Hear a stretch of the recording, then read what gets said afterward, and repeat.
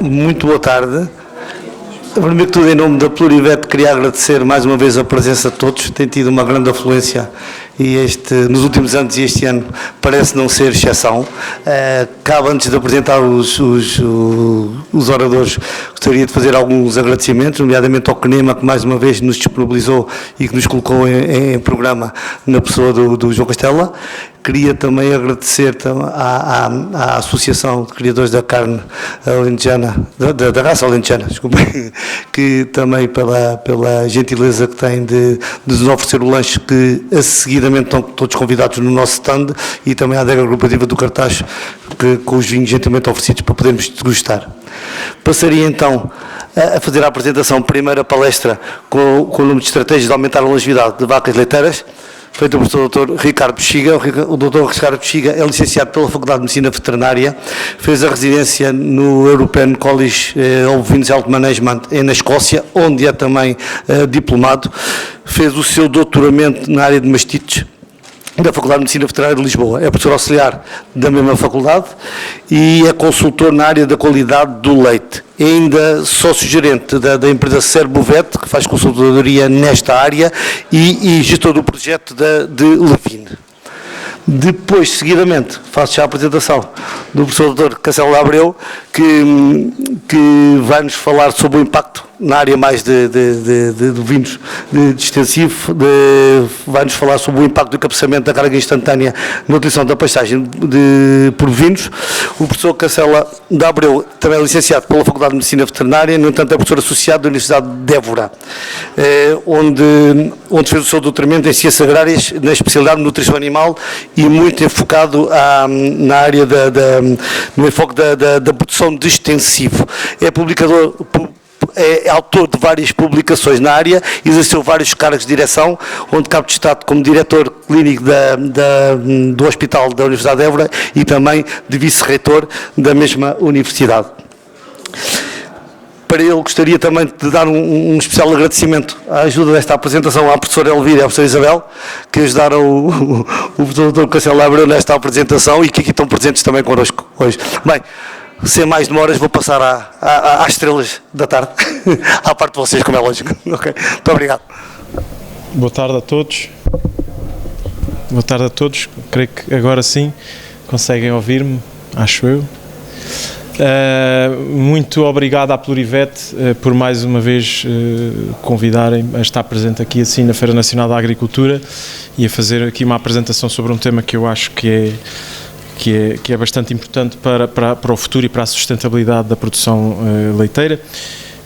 Diria que mesmo que é uma das questões centrais para a indústria leiteira, eventualmente haverá outras questões mais centrais para a indústria leiteira nacional, mas eventualmente esta é uma daquelas que é bastante importante.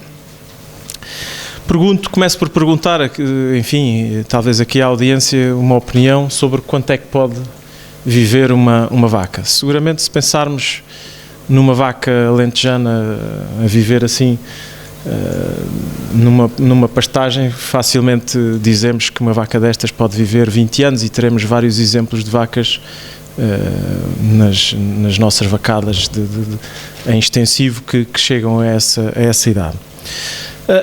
A questão é que, se formos olhar para valores em explorações leiteiras em várias partes do mundo, a realidade é substancialmente diferente, não é? Olhando para por exemplo, aqui alguns trabalhos enfim, publicados em vários países, o número que se calhar é mais frequente ali são os 5 anos. Portanto, em média, uma vaca leiteira viverá cerca de 5 anos e temos uma taxa de refúgio entre os 35% e os 40%. Ou seja, uma novilha que vai parir pela primeira vez aos 24 meses terá provavelmente cerca de 33 meses de vida produtiva, isto se não contarmos com a duração do período seco como vida produtiva também, ok? As vacas, no fundo, acabam por sair da exploração por refúgio voluntário ou involuntário. O refúgio voluntário serão aquelas vacas que são que saem do nosso efetivo devido a má produção leiteira, não é? Uma baixa produção e, portanto, havendo outros animais que produzem mais, ficam eles no seu lugar.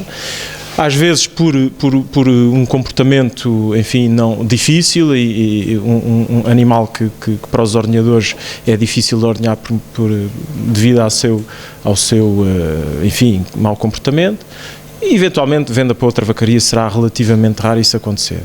A grande maioria dos animais que saem das nossas explorações saem, no fundo, devido a refúgio involuntário, ou seja, há alguma causa que não a baixa produção para que justifique a sua saída. Normalmente essas causas têm a ver com infertilidade, têm a ver com mamites clínicas recorrentes ou células somáticas elevadas, tem a ver com vacas que são coxas.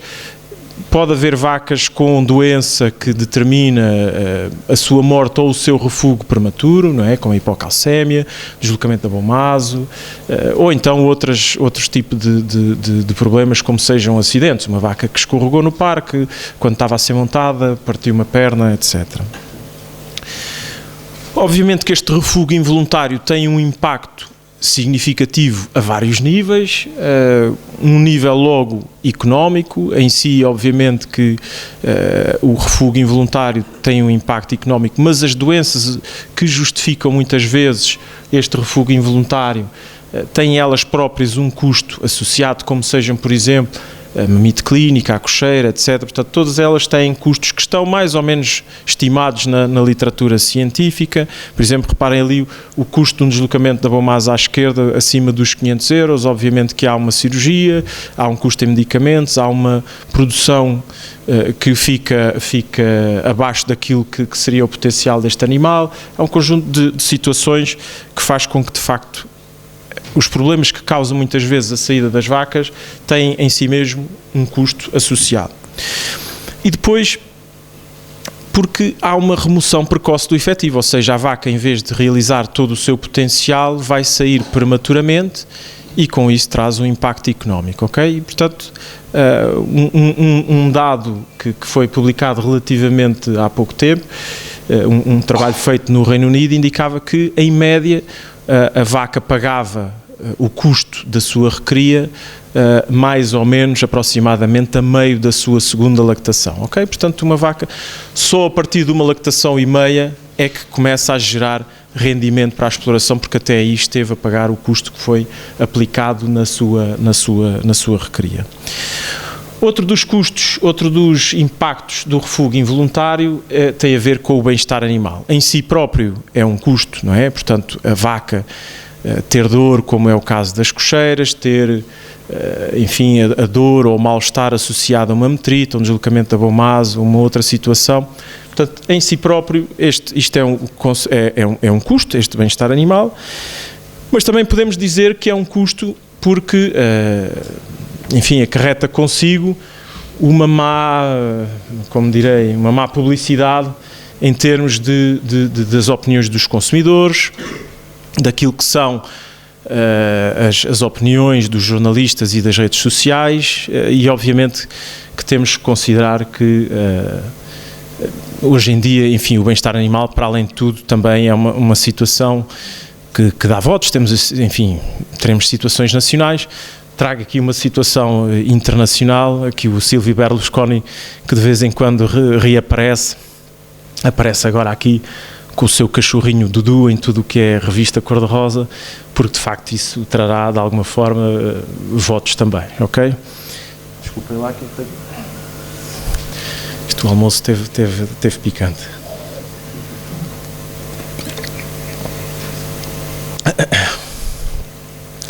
Depois falamos também do impacto em termos ambientais.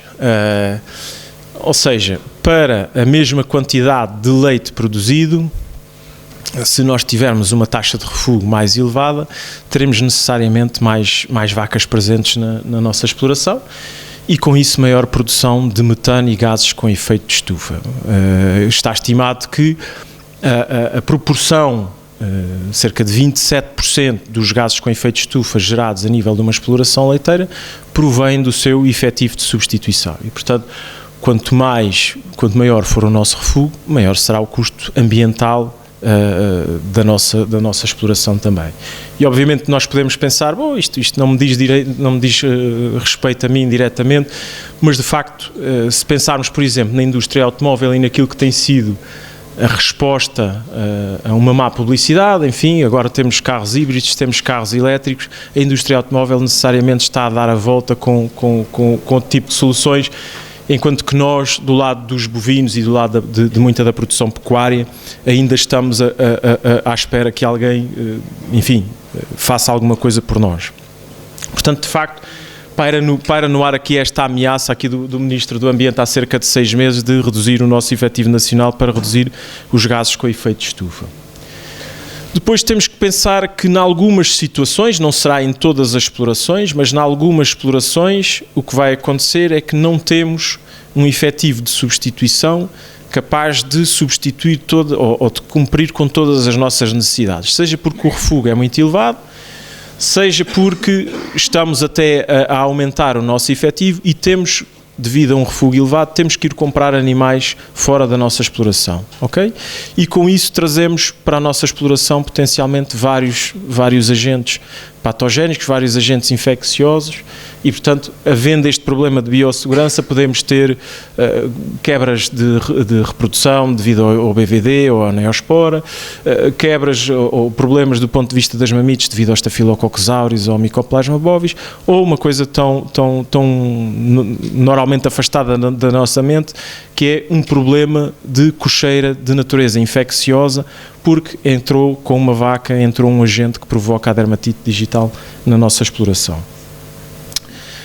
Bom, agora, não vale a pena estarmos aqui a falar muito sobre as consequências negativas, elas estão presentes, eu diria que o mais importante é tentarmos arranjar soluções para este problema, mais do que falarmos aqui muito sobre a caracterização do problema em si.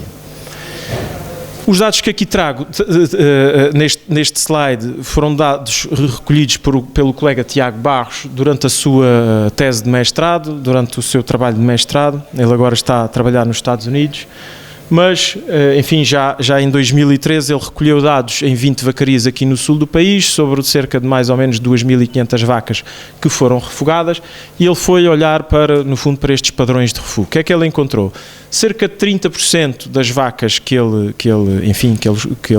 estudou foram refugadas da exploração devido a mastites ou outros problemas de saúde da glândula mamária, às vezes uma má conformação também da glândula mamária. Depois 24% a segunda causa, devido a problemas reprodutivos. Depois 11% terceira causa, patologia podal. E depois, enfim, sim, o refúgio voluntário devido à baixa produção. Outros problemas, temos aqui, por exemplo, síndrome da vaca caída com 3%, acidente com 4%, portanto, de facto, ele fez aqui uma boa caracterização daquilo que seriam as causas de saída das vacas. De que forma é que nós conseguimos lidar com estas causas de refúgio? É isso que eu vou tentar trazer aqui um pouquinho durante a minha apresentação. Bom, começando pela causa mais importante, as questões das mamites. As vacas normalmente são refugadas devido a mamites clínicas recorrentes ou porque cronicamente têm células somáticas elevadas e por isso estão a dar um contributo muito elevado para o leite de tanque. Podia ficar aqui um dia inteiro a falar como evitar, não é? Medidas de prevenção, agora a higiene é esta, as medidas a rotina de ordenha é aquela, a imunidade e muito relacionada com a nutrição é estas medidas. Enfim, creio que a maior parte de vocês já ouviu falar muito sobre a prevenção das mastites e, portanto, eu não vou aqui entrar nesses pormenores. Aquilo que eu gostaria de trazer aqui é um pouco caracterizar o impacto das mastites noutra área muito, muito importante e que hoje em dia está bastante bem caracterizada. Este quadro, enfim, este gráfico que eu aqui trago, reporta um trabalho realizado na Nova Zelândia com mais de 700 vacas que tiveram mastite clínica e que eram tratadas com um de 2 tratamentos. Por um lado, metade destas vacas eram tratadas só com um antibiótico intramamário e outra metade era tratada com um antibiótico e com um anti-inflamatório também. E aquilo que eles verificaram, e isto aqui assim são as saídas da exploração, portanto no fundo o refúgio, verificaram que havia uma diferença estatisticamente significativa entre as vacas que levavam o antibiótico e entre as vacas que levavam o antibiótico e o anti-inflamatório.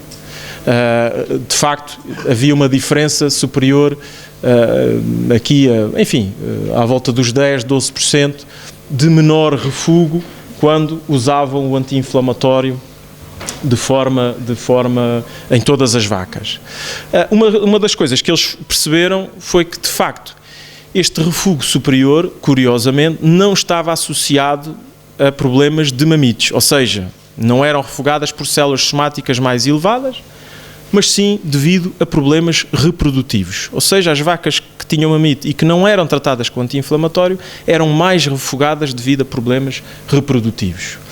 Depois deste trabalho, que foi publicado em 2009, decidiram investigar um pouco mais ou caracterizar um pouquinho melhor essa situação e fizeram um trabalho aqui já na Europa, o outro era na Nova Zelândia, este era na Europa, vários países, várias explorações, e em que fizeram essencialmente o mesmo protocolo, umas tratadas com antibiótico só, outras com antibiótico e anti-inflamatório. E foram olhar para alguns indicadores reprodutivos e mais uma vez verificaram existir algumas diferenças em termos daquilo que eram alguns indicadores reprodutivos. Por exemplo, reparem aqui, taxa de concepção à primeira A 10% superior quando usavam anti-inflamatório, vacas gestantes aos 120 dias em leite 40%, portanto mais cerca de 10%, número de IAs necessárias, menos IAs necessárias também em média.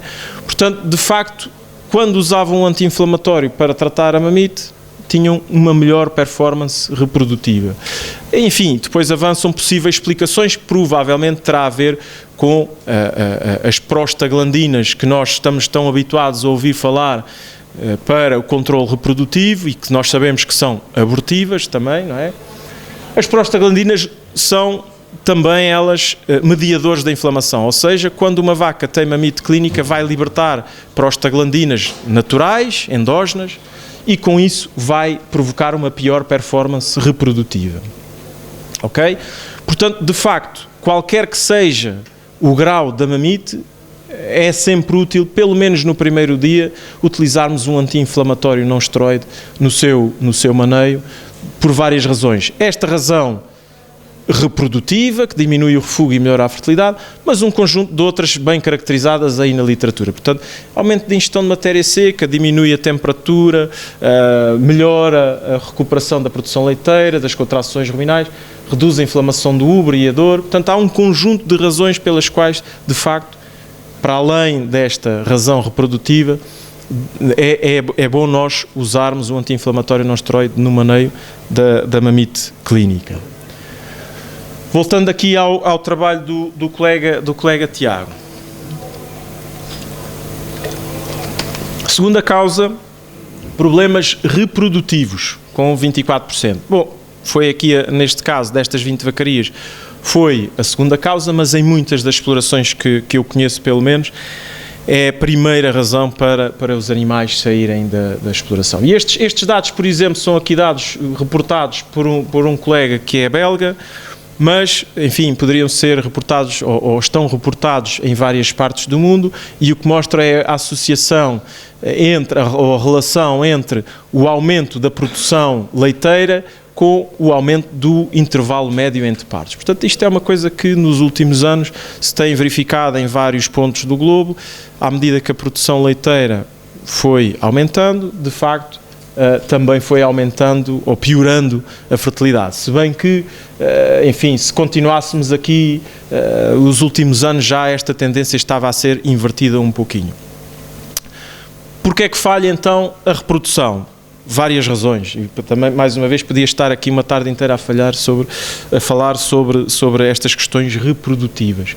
Um dos problemas mais importantes terá a ver com o balanço energético negativo, ok? Portanto, nós sabemos que as vacas passam por um período de balanço energético negativo. No fundo é uma estratégia que a natureza arranjou para haver autopreservação. A vaca, se não tem energia para ela própria, não vai querer despender energia para um vitelo.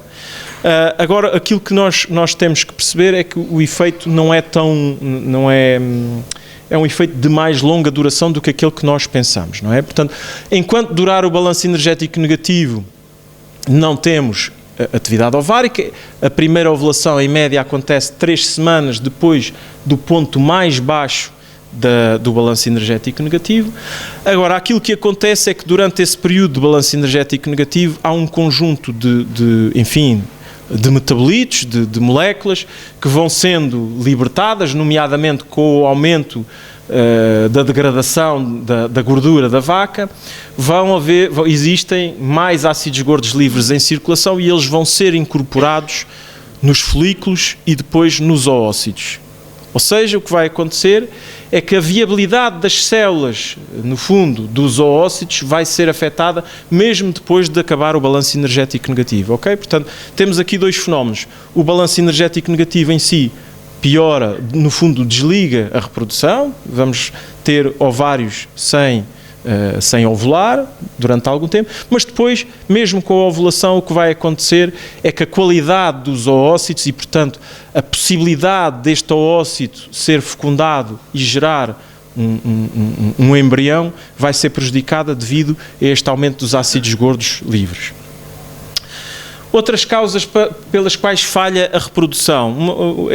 Uma causa, mecânica, podemos dizer dessa maneira, tem a ver com alterações nos ovidutos, ou seja, na ligação entre o ovário e o útero, que numa percentagem, não muito elevada, mas numa percentagem, não existe esta ligação. Ou seja, estes investigadores já há muitos anos foram estudar cerca de 2.000 animais no matador e verificaram que em 9% das vacas que chegavam ao matador não havia ligação entre o ovário e o útero. Portanto, ela pode fazer cio, pode ser inseminada, mas o óvulo, o oócito, nunca vai chegar ao útero e, portanto, nunca pode haver fecundação.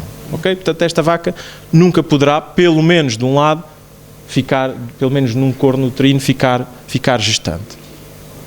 A outra grande causa, se calhar, de infertilidade será a endometrite, mas aqui a tónica não na endometrite clínica, aquela vaca que tem um corrimento esbranquiçado quando nós vamos fazer a inseminação artificial, mas sim a endometrite subclínica, ou seja, aquela que até tem um corrimento límpido na altura do cio, que não tem um sinal clínico de endometrite, mas que tem, se nós fizermos uma citologia, portanto, se nós com uma pequena escova fizermos uma raspagem da camada superficial do útero, vamos verificar que existem mais células inflamatórias, estes tais polimorfonucleares, ok?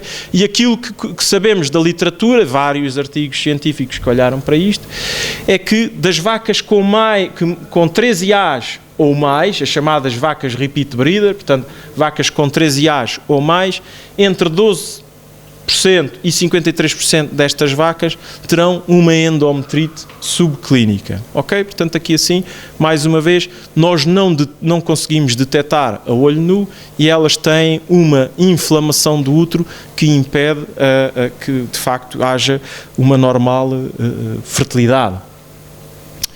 Bom, o que é que podemos fazer? Quanto a estas vacas, de facto, não há muitas coisas que possamos fazer. Aquilo que eu acho que é importante é em cada uma das vacarias, das nossas vacarias que gerimos ou que acompanhamos como clínicos, etc., o que devemos saber é conseguir calcular certos indicadores, comparar com aquilo que são os valores ideais para estes indicadores e depois, se nos tivermos a afastar muito desses alvos, tentar ter aqui uma ação multifatorial. Se o problema é multifatorial, nunca podemos atuar só numa zona, porque de facto não vamos conseguir solucionar o problema, ok? Portanto, aquilo que eu recomendaria como indicadores base para trabalhar, porque são aqueles que são mais rápidos de conseguirmos perceber aquilo que está a acontecer na nossa exploração. De 21 em 21 dias poderemos saber o que é que está a acontecer. São estes que eu aqui tenho: a taxa de submissão, a taxa de concepção e a taxa de prenhez. A taxa de submissão, no fundo, de todas as vacas que nós temos disponíveis para inseminar em 21 dias, quantas é que inseminámos nesse período, e aqui assim espero que andemos acima dos 70%, será uma boa performance se andarmos acima dos 70%.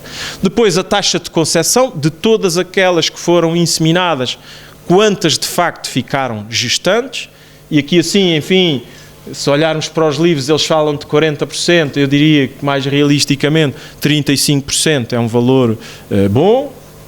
E a taxa de prenhez, que significa no fundo, de todas as vacas que nós tínhamos disponíveis para inseminar em 21 dias, quantas de facto ficaram gestantes, e que traduz a nossa eficiência reprodutiva na exploração.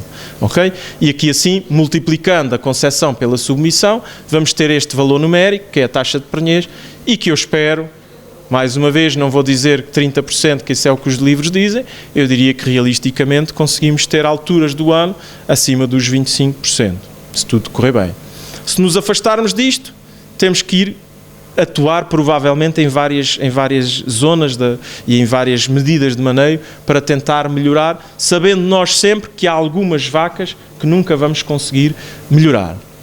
Agora, há algumas medidas que podem ajudar a lidar com vacas problemáticas. Por exemplo, há pouco disse, vacas com mamite têm, de facto, um impacto negativo sobre a reprodução. Podemos atuar ao nível da mamite, ok? Damos o anti-inflamatório. Agora, outra coisa que está também ela caracterizada é que, por exemplo, se utilizarmos um OV5, portanto um protocolo hormonal para fazer a sincronização de vacas que tenham tido, neste caso, desta experiência, o que eles tinham era vacas com células somáticas elevadas, até nem eram muito elevadas, mas vacas com células somáticas elevadas no início da lactação. Quando tinham estas células somáticas, compararam a utilização de um OV5 com a inseminação artificial quando estavam quando detectavam o cio. E verificaram que, de facto, com a utilização deste protocolo hormonal, tinham uma performance, tinham uma taxa de concepção superior. Portanto, parece que, se calhar, podemos utilizar um OV5, ou estará idealmente indicada ou recomendada a utilização de um OV5 com vacas que, no início da lactação, têm contagens de células somáticas mais elevadas. Depois, não é uma solução ao alcance de muitos, porque de facto há muito poucos embriões disponíveis, mas em algumas zonas do país, por exemplo no norte do país, ainda se conseguem arranjar alguns embriões congelados. Enfim, sei que o professor António Rocha, por exemplo, no ICBAS, consegue arranjar alguns embriões congelados, mas no fundo, em vacas problemáticas, vacas com mais de 13As, vacas problemáticas, utilizar não uma inseminação, não um sêmen para fazer uma inseminação artificial, mas utilizar uma palhinha já com um embrião, ok? Portanto, aqui assim, já não vamos ter uma fase de fecundação, vamos já fazer como se fosse uma inseminação, mas vamos já aplicar o embrião. E reparem aqui assim, neste caso, tinham 18,5% de vacas férteis com uma técnica normal, e quando usaram os embriões começaram a ter valores ali acima dos 50%. Portanto, o problema que estas vacas tinham de não haver fecundação, conseguimos passar ao lado disto e pôr lá o embrião, e com isto conseguiu-se resolver. Mais uma vez digo, não é uma solução ao alcance de muitos, mas eu sei que, por exemplo, na zona norte do país há quem consiga fazer este tipo de soluções.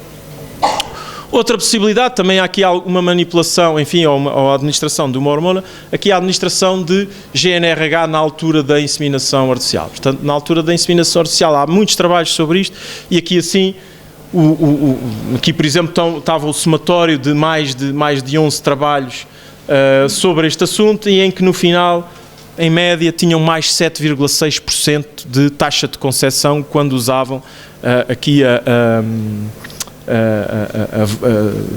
o GNRH, já em vacas problemáticas, já nas tais vacas com mais de 3 serviços. Desculpa.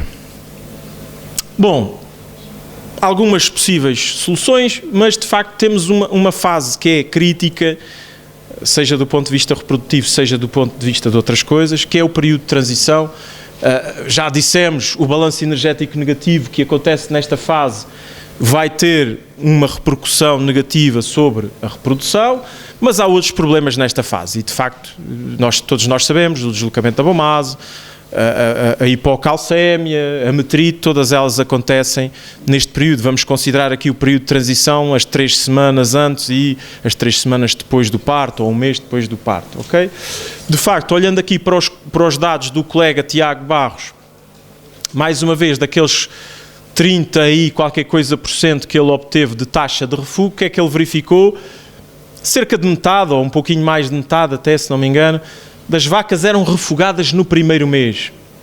E cerca de um terço, um pouquinho menos de um terço, eram vacas que não eram propriamente refugadas, eram vacas que acabavam por morrer na exploração. Reparem aqui assim, o gráfico ilustra isto, e este gráfico é dele, ilustra isso mesmo. Portanto, preponderância, as vacas refugadas quase todas no primeiro mês e as vacas mortas, quase 50% das vacas que morriam aconteciam durante o primeiro mês. Portanto, de facto, a fase da transição é uma fase bastante complexa e onde podemos intervir a vários níveis.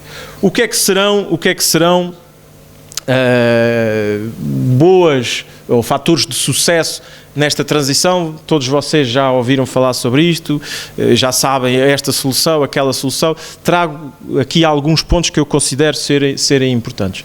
Um deles é espaço de manjedoura. Hoje em dia fala-se de 76 centímetros por vaca de comprimento de manjedoura, e muito importante a consideração de que a nossa distribuição de partos não é uniforme, porque temos stress térmico no verão e, portanto, temos uma baixa taxa de concepção no verão e, portanto, temos uma distribuição de partos que não é uniforme. Portanto, se agora, ao passado mês de maio, tivemos meia dúzia de partos, chegamos ali a outubro e temos o dobro ou o triplo dos partos que tivemos em maio, por exemplo, e, portanto, o nosso pré-parto e a nossa maternidade tem que ter espaço para acomodar o número de vacas que está a parir no mês em que as coisas estarão piores, em que haverá maior densidade. Portanto, o que os americanos sugerem, vamos calcular o número total de partos e dividir por semana e depois o espaço que nós temos que ter na nossa maternidade ou no nosso pré-parto são 140% do número médio de partos por semana, ok? Portanto, se nós dimensionarmos as coisas desta maneira, vamos ter espaço que chegue para a maior parte das vacas durante quase todo o ano. Bom, outro fator muito importante de sucesso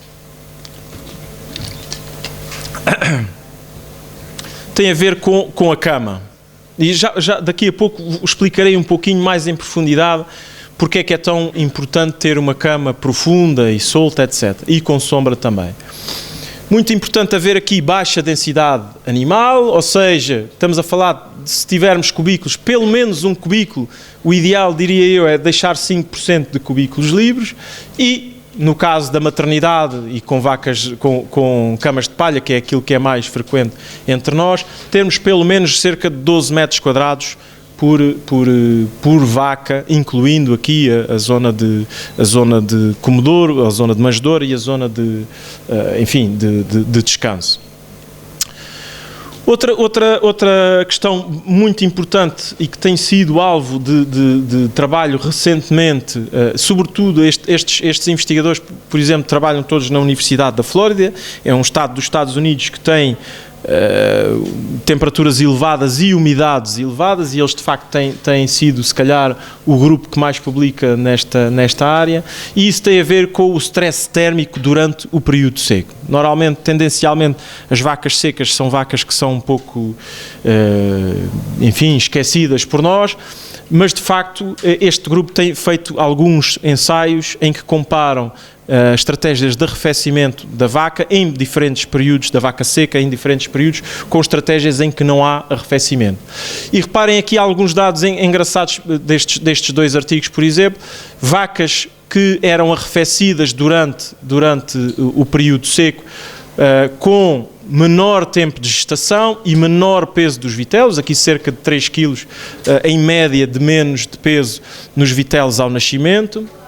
Depois, significativamente, tinham pior absorção de anticorpos os vitelos filhos de vacas não arrefecidas, tinham pior índice de crescimento, cerca de 200 gramas por dia durante o desmame, para além de alguns efeitos sobre a própria vaca, ok? Portanto, aqui assim, redução do teor proteico e da lactose e redução da produção leiteira.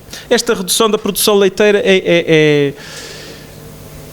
enfim, ainda não está perfeitamente esclarecido porque é que ela acontece. Aquilo que se pensa é que a própria renovação do epitélio e da glândula mamária, do epitélio que será o produtor do leite, seja afetado por este stress térmico. Aquilo que nós verificamos, e mais uma vez, aqui continuando aqui o trabalho dos investigadores na Flórida, é que o período, olhando para diferentes partes do período seco, fazer o arrefecimento das vacas apenas durante as 3 semanas do pré-parto vai ter um efeito sobre a produção leiteira, mas de curta duração, ok? Portanto, aqui assim teremos curvas de lactação de vacas não arrefecidas e a curva de lactação de uma vaca arrefecida no pré-parto, e há uma diferença significativa durante o primeiro mês.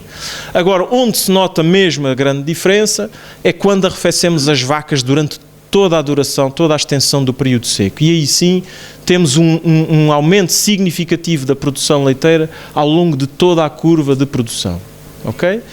Estes investigadores fizeram depois também trabalhos, estudos económicos acerca deste assunto e verificaram que, de facto, para os 50 estados dos Estados Unidos, e eles incluíram todos, de facto, incluindo o Alasca, tinham uma relação custo-benefício médio de 3,15. Ou seja, em média, em qualquer estado dos Estados Unidos, se investissem €1 no arrefecimento das vacas secas, tinham 3,15 € de retorno. Ok? Portanto, obviamente, pensando aqui no Wisconsin e no Alasca, etc., e se pensarmos nesses estados mais frios, e depois pensarmos no que é o Texas ou na Califórnia, etc., etc., onde este benefício médio será substancialmente superior. Outro dos fatores de sucesso na transição será, obviamente, já todos sabemos, a redução das mudanças de parque, também aqui na fase de transição, ok? Portanto, nós de cada vez que fizermos uma mudança de animais de um parque para o outro, vamos ter interações negativas, vamos ter comportamentos de agressivos de outras vacas, mais dominantes, e portanto aquilo que nós devemos tentar fazer é reduzir estas mudanças dos animais a um mínimo essencial. A cada mudança correspondem cerca de 2 dias de comportamentos agressivos. Reparem aqui este trabalho realizado por uma equipa canadiana, em que verificaram o que é que acontecia quando faziam mudanças de parque em animais durante a produção. Portanto, isto eram vacas a meio da sua lactação, sensivelmente. Empurrões à manjedoura existem sempre, mas quando mudavam uma vaca de parque, mais que duplicavam estas interações negativas. As vacas passavam a deitar-se um pouco menos, portanto, em vez de se deitarem 12 vezes ao dia, passaram a deitar-se 10, e temos aqui uma diferença de praticamente 4 litros em termos de produção média diária nestes animais, simplesmente por terem mudado de um parque para o outro. Digo eu simplesmente porque, de facto, pode acontecer outro tipo de situações. Por exemplo, haver uma situação de aumento do cortisol, que é a hormona do stress, e com isso termos uma quebra na imunidade, confundida aqui também por uma diminuição da ingestão, que também pode ser uma depressora da imunidade. Ou seja, portanto, a vaca, depois de mudar de sítio, para além de andar aqui a apanhar aqui com umas vacas dominadoras e ter uma baixa de produção, ainda pode ter um caso clínico de uma mastite, por exemplo. Ok? Bom, por isso, uma das indicações, obviamente que é uma indicação que só é possível em explorações com uma determinada dimensão, obviamente, é ter um pré-parto dedicado às novilhas e outro pré-parto dedicado às nossas multíparas, ok? Portanto, volto a dizer, não é para todos, nem toda a gente terá espaço para isto, mas isto de facto também está estudado que tem uma série de efeitos positivos. Por um lado, diminui os conflitos hierárquicos, não é? As novilhas são sempre aquelas que sofrerão mais com estes conflitos hierárquicos. Depois aumenta o tempo que as novilhas passam deitadas,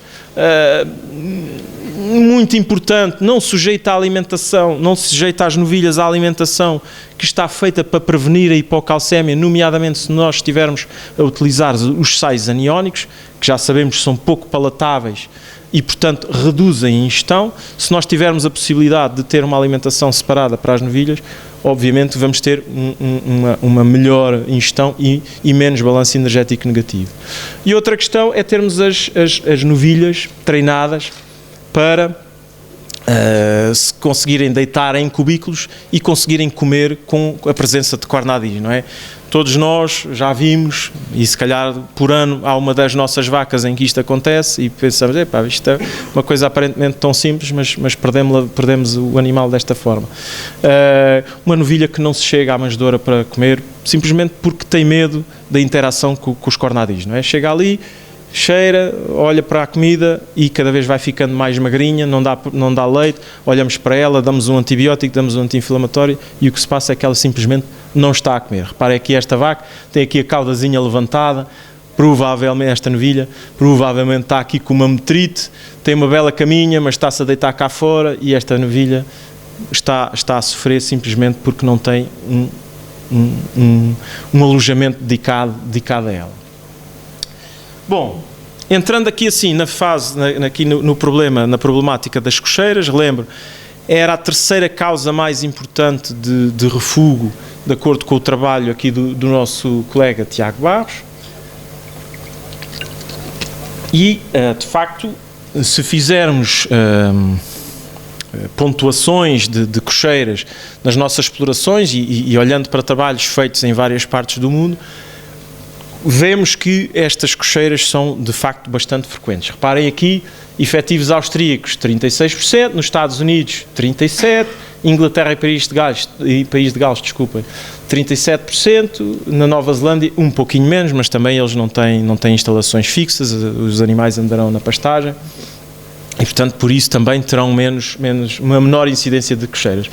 Mas, enfim, reparem aqui, 36%, 37%, portanto, não é exagero se dissermos que, infelizmente, em cada momento, em que hoje, por exemplo, cerca de 1/3 das nossas vacas leiteiras no mundo poderá eventualmente estar coxa. Obviamente que isto tem um enorme impacto do ponto de vista do bem-estar animal, porque estes animais estão a ser sujeitos a uma dor crónica, mas para além disso tem um enorme impacto económico, porque estes animais vão passar menos tempo a comer, menos tempo deitados, vão ter uma diminuição da produção leiteira e vão ter também um decréscimo da fertilidade, não só porque vão ter mais dificuldade ou vão demonstrar menos comportamento de cio, mas também porque, sendo a cocheira uma doença inflamatória, aquilo que sabemos hoje em dia é que também vai ter aqueles problemas todos dos mediadores inflamatórios sobre a fertilidade.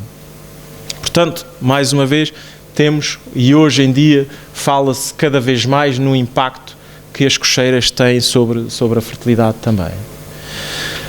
Bom, e o que é que acontece? Reparem aqui esta vaca a andar aqui neste tapete rolante e se repararem a zona aqui na pata de trás, a zona que tem mais impacto ou que tem o impacto inicial sobre uma superfície rija é aqui, desculpem lá, vamos lá ver a vaca para ver se eu sigo isto bem.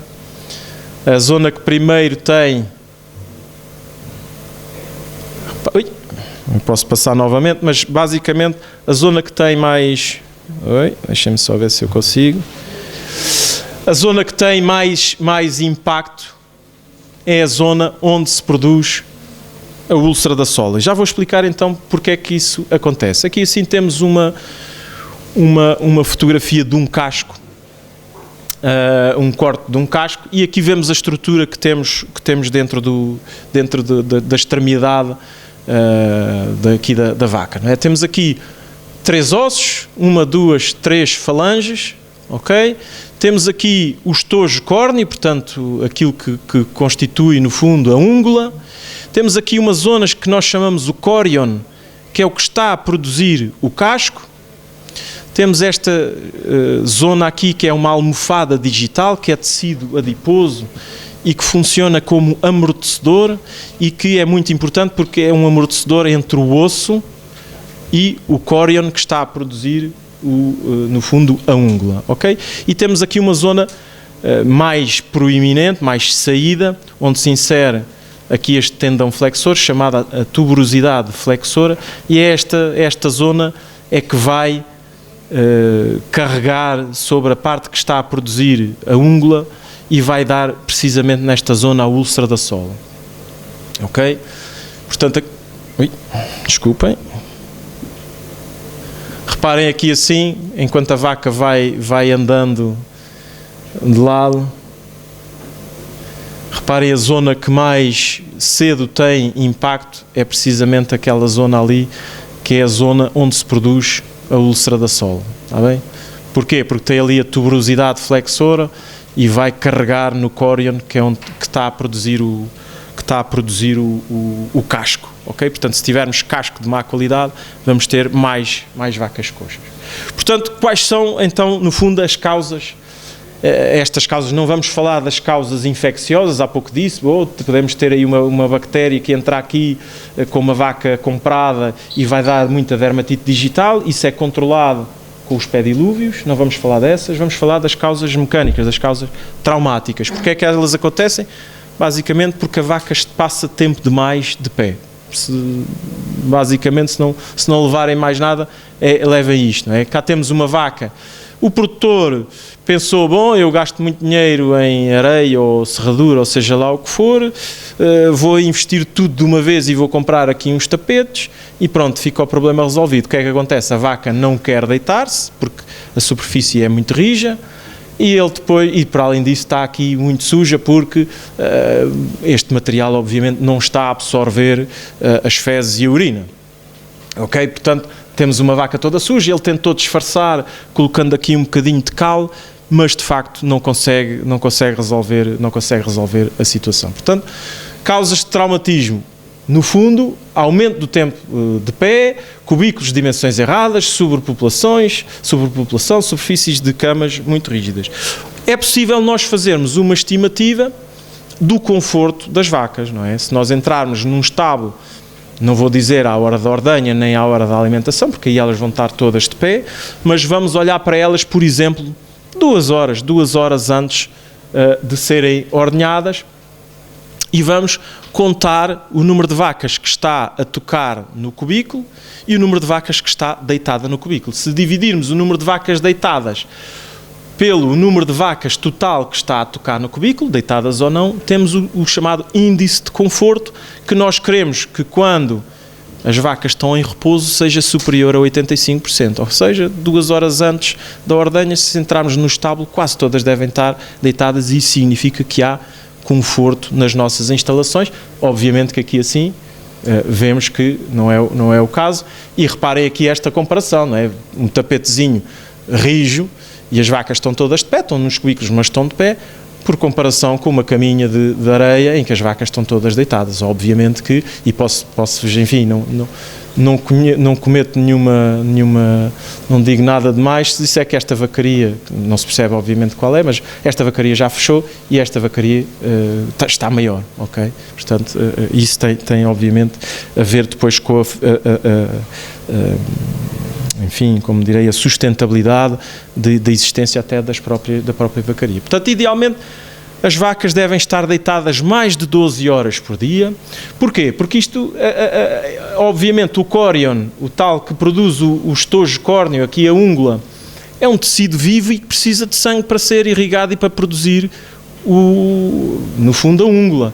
Se nós tivermos a vaca muito tempo de pé, o sangue não vai fluir, enfim, é como se uma pessoa que tenha varizes, está ali muito tempo de pé parada, o sangue não flui e vai ter problemas por causa disto. E, portanto, quando a pessoa está muito tempo de pé, de facto, o estojo córneo, a ungula, vai ser produzida com pior qualidade. Para além disso, o que é que vai acontecer? Esta vaca vai passar mais tempo de pé com os pés úmidos, com as patas úmidas, e, portanto, também vamos ter amolecimento do casco por causa disso. Portanto, vamos ter, no fundo, uma produção de pior qualidade e uma degradação maior e, portanto, estamos aqui a fraquejar bastante a ungula para que, de facto, aconteça o problema. Portanto, Para aumentar o tempo que as vacas deitadas, temos de ter baixa densidade animal, temos que considerar o tempo de ordenha e o tempo no parque de espera. Espera-se que com 3 ordenhas elas não passem mais de 3 horas fora dos parques. E, obviamente, considerar o conforto das camas, dos cubículos. Podemos pensar na possibilidade, obviamente, de os animais irem à rua, terem ou um parque, enfim, chamemos-lhe um parque de exercício, ou então uma coisa até mais extensa, uma pastagem, porque não, havendo possibilidade para isso. E, de facto, verificou-se aqui, assim, por exemplo, neste trabalho publicado há 3 anos, que quando as vacas que estavam alojadas em cubículos tinham acesso a uma zona de exercício fora, tinham também menos, cerca de 60% de casos de úlcera da sola. Portanto, temos aqui uma estratégia de prevenir, então, essa úlcera da sola. Não tendo essa possibilidade, enfim, podemos considerar a utilização dos tapetes de borracha, obviamente que vão diminuir o trauma, porque vão ter um maior amortecimento e, para além disso, fornecendo melhor tração ao animal, potencialmente poderá reduzir acidentes, as vacas vão dar passadas com mais confiança e também, com isso, diminuir um pouco o trauma. Falar aqui só um pouquinho sobre a almofada digital, porque de facto tem havido algum trabalho realizado recentemente sobre a almofada digital. Como disse há pouco, é esta estrutura de tecido adiposo entre o osso, a terceira falange e o córion que está a produzir a úngula, e aquilo que sabemos hoje em dia é que, sendo um amortecedor entre duas superfícies rígidas, quanto maior for a sua espessura, maior proteção existirá, ok? Portanto, vacas... e outra coisa que sabemos é que isto está associado à condição corporal da vaca, ou seja, uma vaca com uma condição corporal superior, uma vaca mais gorda, tem uma espessura maior de almofada digital e com isso vai estar mais protegida em relação às cocheiras, nomeadamente à úlcera da sola.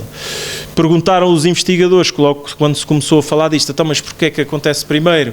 É a vaca magra que fica coxa ou é a vaca coxa que fica magra? E, de facto, está esclarecido hoje em dia que, aparentemente, é a vaca magra, é a vaca magra que fica coxa, ou seja, quando nós temos uma pequena espessura deste amortecedor, chamemos-lhe assim, vamos ter uma maior propensão para haver úlcera da sola. Reparem aqui, esta é uma imagem de ressonância magnética, sim, em que se vê de facto esta almofada digital que aqui se vê de lado, de facto elas são 3 almofadas que estão aqui a fazer esta proteção e, portanto, um animal com baixa condição corporal terá sempre mais propensão para acontecer então esta úlcera da sola. Outro fator importante que nós não conseguimos controlar, e até o queremos, mas podemos fornecer algumas condições boas para prevenir os efeitos negativos, tem a ver com o parto. Na altura do parto há uma hormona chamada relaxina que promove o relaxamento dos ligamentos, nomeadamente da bacia, para conseguir passar o vitelo. Acontece com essa hormona, o que vai acontecer também é o relaxamento de todos os ligamentos, nomeadamente o ligamento suspensor dos ossos aqui dentro do casco. Portanto, é mais fácil, na altura do parto, os ossos afundarem-se dentro do casco e, com isso, haver mais contusão aqui do córion. Mais uma vez, vamos ter mais úlcera da sola. Por isso, nesta altura, devemos fornecer na altura do parto, devemos fornecer as melhores condições em termos de conforto para evitar que haja então esta compressão da terceira falange sobre o córion que está a produzir a úngula.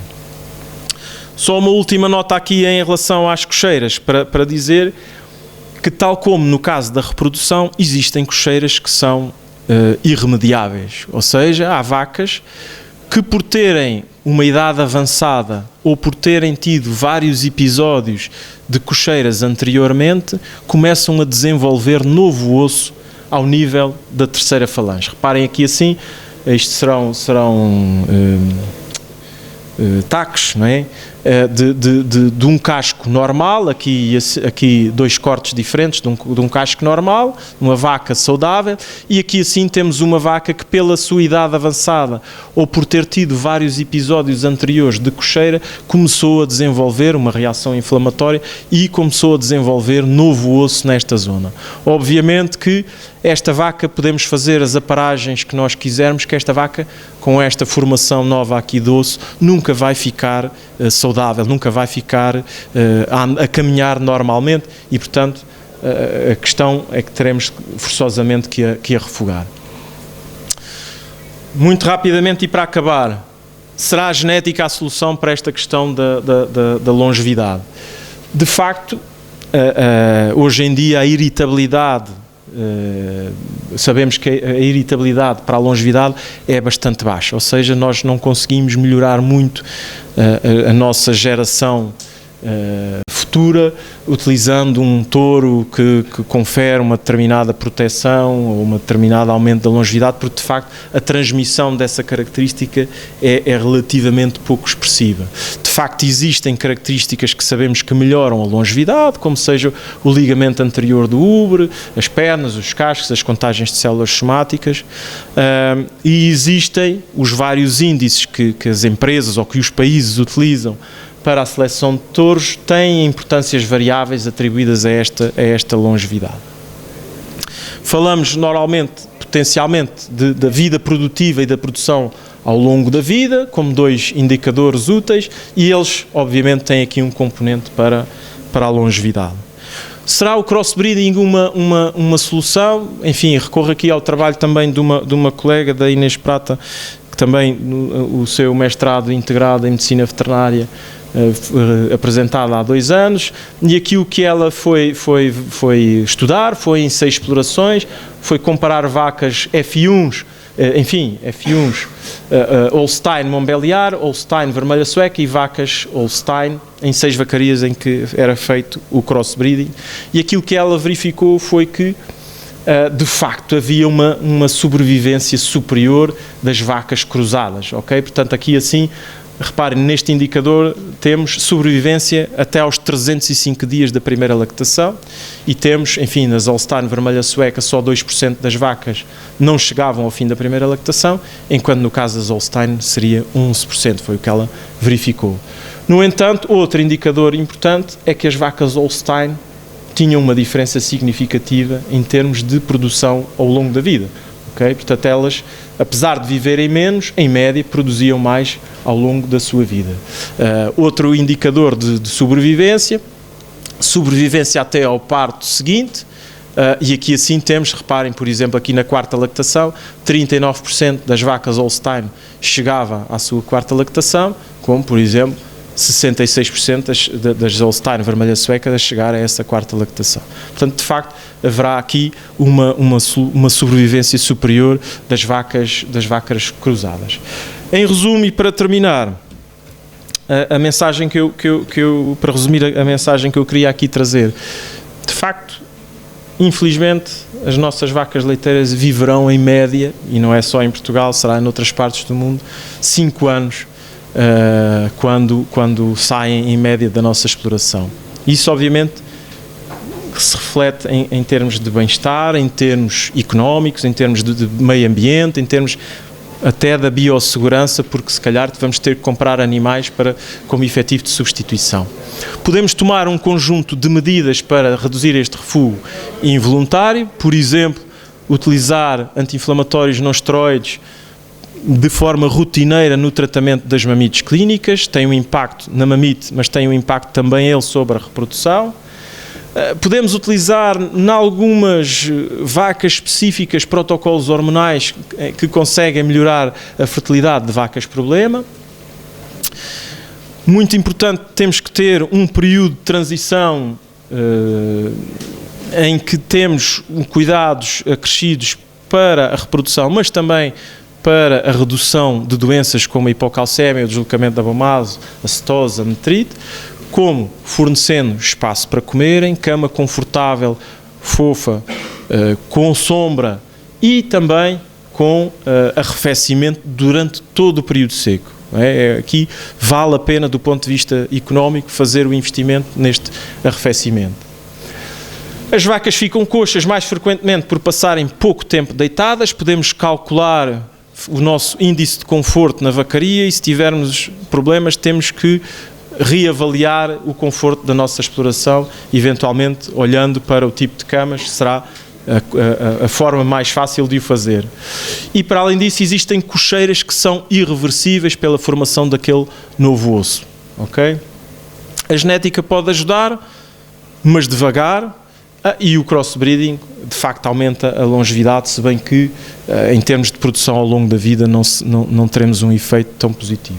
E era isto que eu tinha para vos dizer. Muito obrigado pela vossa atenção e estou disponível para perguntas. Penso que no final, ou não sei.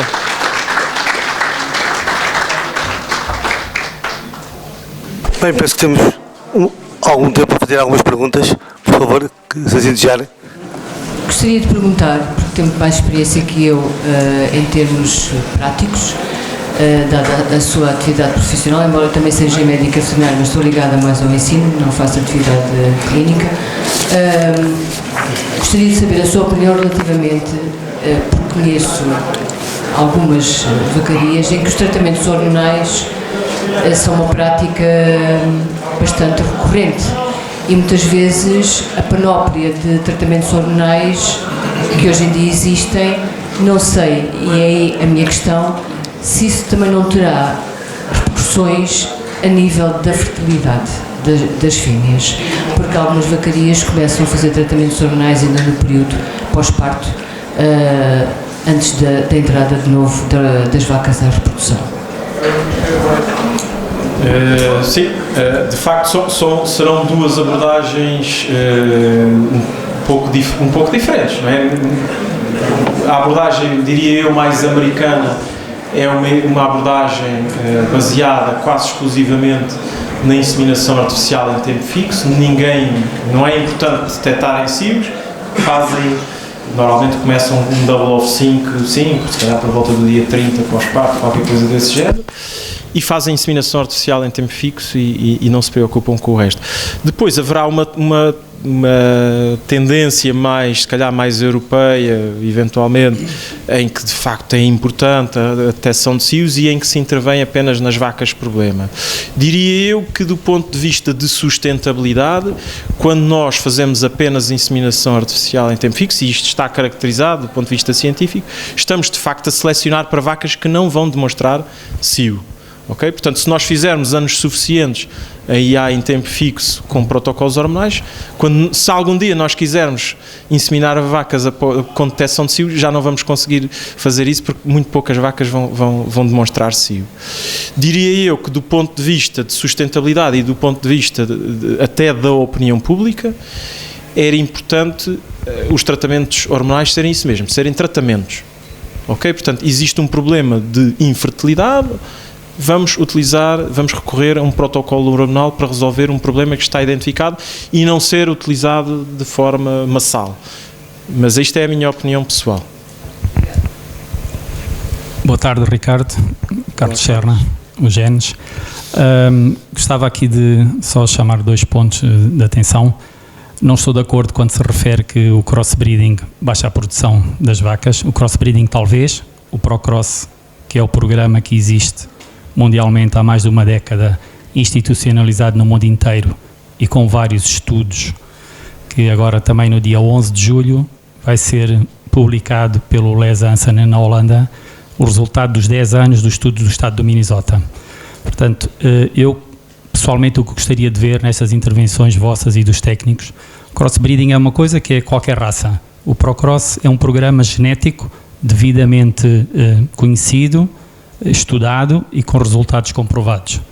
Portanto, o estudo da Inês que revelou ali, que eu conheço bem, o grupo das vacas cruzadas, seja da sueca, seja da Montbélier, era um grupo bastante pequeno ainda, porque o estudo foi de 2017, portanto, se fosse efetuado hoje, os dados produtivos, como a longevidade é superior, iam ser superior às vacas Holstein puras. Portanto, nós quando falamos disso, ou quando eu refiro isto, nunca ninguém desde o princípio falou mal das vacas puras Holstein, até porque elas fazem parte do programa do Procross. Portanto, eu acho que depois destes anos todos, de mais de uma década, não só em Portugal como no mundo inteiro, o Procross está bem definido. Crossbreeding é outra coisa qualquer, com outras raças, que era se calhar importante começar a estar definido nas vossas palestras, como o programa genético que existe, como existe o programa genético qualquer uma das raças puras, da Holstein, da Montbélier, etc. De todas elas. Isto era uma primeira questão. A outra coisa é que, da apresentação toda que eu ouvi, e que gostei imenso e que tomei com atenção, todos os problemas que advêm, porque isto é tudo baseado nas vacas Holstein, penso eu, e acho que estamos de acordo, é sobre a falta da perda do balanço energético negativo, certo? Pois tudo, mais ou menos, vem atrás disso. Não só as cocheiras, como a reprodução, como isso tudo. Portanto, a parte boa do programa Procross, quando introduzimos as outras raças em rotação, é que este balanço energético negativo, apesar de haver algum, mas não é tão drástico como é nas vacas puras. Portanto, por isso, então, o que acontece é que todo o processo, nos grupos das vacas, não numa vaca sozinha, funciona todo melhor. Nós conhecemos vários estábulos, não só a nível nacional, há outros a nível mundial, em que onde se consegue demonstrar isso.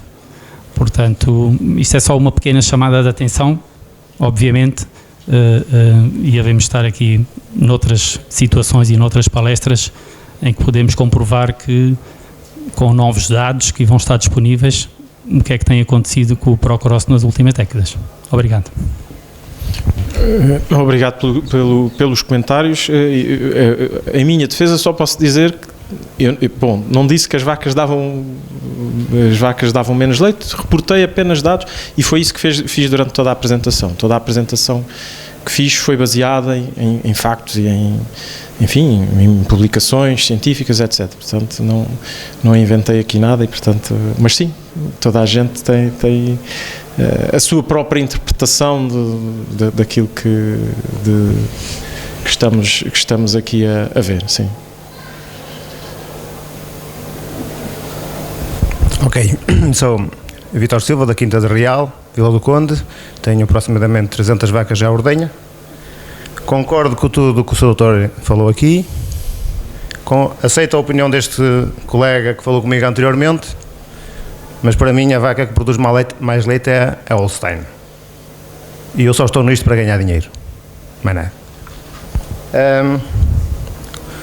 Já tenho isso tudo, tenho o Parque das Secas, como deve ser, tenho o Parque das Novilhas, à parte, tudo direitinho, como o Sr. Doutor falou, até aqui, tenho as camas em serradura, como deve ser, tenho uma zona de parque para vacas chamadas de enfermaria ou de pós-parto, sou adepto do processo americano de fertilidade, em que se utiliza muita hormona, tenho uma taxa de concepção à volta dos 120 dias, faltou dizer uma coisa, na minha opinião, que o doutor não disse, que se chama monitorização. Nós temos que monitorizar ao Unifid tudo aquilo que as vacas comem. E essa monitorização, quanto a mim, deve ser, eu tenho que ser, eu que sou o responsável pela minha exploração, mas eu não percebo nada de vacas, não é? Quem percebe de vacas da minha exploração é o técnico de zootecnia e o meu veterinário. E ambos, os três, eu e eles dois, estamos em sintonia e sabemos, na hora, se eu pegar hoje no meu telemóvel, sei quantos quilos de ração foi distribuído no meu parque de secas, no parque 1 de vacas de leite, no parque 2 de vacas de leite e no parque 3 de vacas de leite. E acho que essa monitorização tem que ser ao pormenor. Uma vaca seca, quando um dia come menos 100 kg de Unifid, a seguir vai ter um problema de pós-parto. Seja ele qual for, manqueira, cocheira, seja qual for, metrite, tudo, mamite, tudo, vem tudo a seguir. Contagem celular, vem tudo a seguir. Concordo perfeitamente, vacas mais longevas, vacas sem cocheiras, para mim tudo que for mais que 2% de cocheiras na minha vacada é um problema. A apresentação foi excelente, concordo com tudo que o doutor disse. Faltou essa parte da monitorização ao dia, vezes os unifidos que forem feitos e analisados ao pormenor, vezes o número de vacas que estão em cada parque. Nós temos que ter a certeza absoluta dos quilos de matéria seca que cada vaca seca ou produtora de leite está a comer. O tempo de nós andarmos a fazer de conta que percebemos, e depois é assim, há uma coisa que se chama, há quem diga que é trabalho, eu digo que é amor, não é? Nós temos que andar muitas horas de volta das vacas. Não há nenhum agricultor que consiga ter sucesso que ele e a sua equipe não tenha que estar muitas horas a fazer limpeza de camas, a fazer renovação de camas, a mexer as camas quentes, não há nenhuma. A empurrar mais douras, a mexer mais douras, não há ninguém. Portanto, isso chama-se, para mim, amor, não é? Amor é igual a trabalho. E era isso que eu queria dizer. Muito obrigado.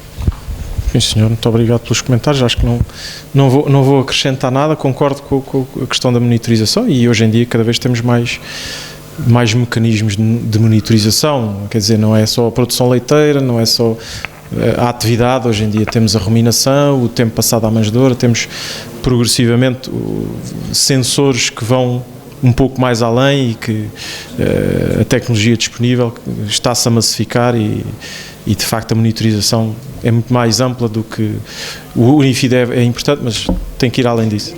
Claro que sim. Claro que sim, claro que sim. Claro que sim, claro que sim. Exatamente, exatamente. Obrigado. Bem, não sei se tem mais questões.